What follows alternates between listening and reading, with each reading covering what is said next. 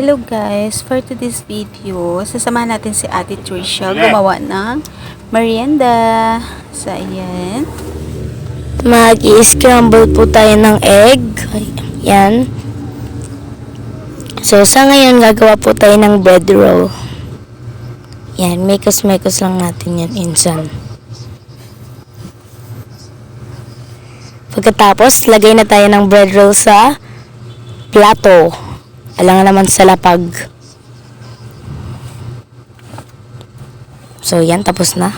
Yan, tapon nyo lang kung saan-saan. Yan, mekos-mekos ulit natin. Yan, kinamay lang ni Insan. Hatiin natin yung hotdog sa gitna.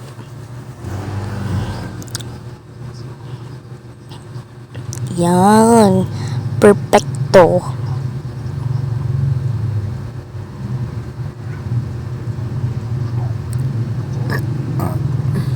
Hatiin natin yung cheese sa maliliit at maninipis na hiwa. So, yan. Ubusin lang natin ng hiwa yung cheese insaan. So, yan. Gawin na natin ang proper process nito. Lagay na natin yung pinipit-pit na tinapay, tsaka lagyan natin yung cheese at hotdog. Then, para masilid siya, lagyan natin ng water. Then, pigain natin para then yan, ikot-ikutin lang, imekos-mekos dyan. Yan, sige, bara-bara. Yan. Then, one more. Ganun pa rin ang process ng paggagawa nito. Wala naman nagkaiba.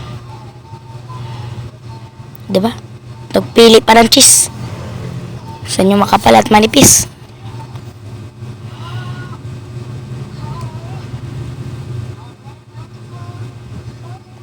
Yarn. Sige, go.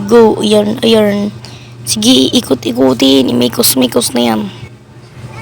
Then yan, lulutuin na ni Trisha. Lapit ka ng konti para makikita ka. So, yan.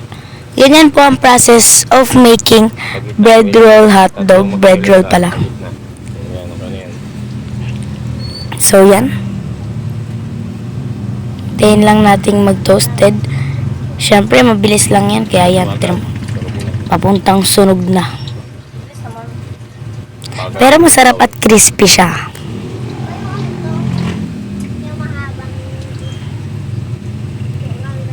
Ikot-ikutin lang natin para umikot yung init.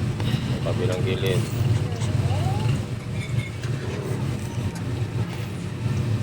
So, yan. Feeling ko tapos na. Siya mapula pa, itaw mo pa. Lagay natin siya sa plato. Medyo tapos-tapos na siya. Yan.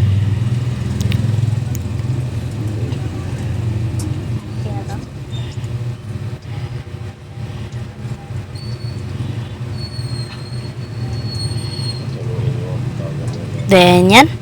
So, ready na ang ating hotdog bread roll. Thank you for watching. Goodbye!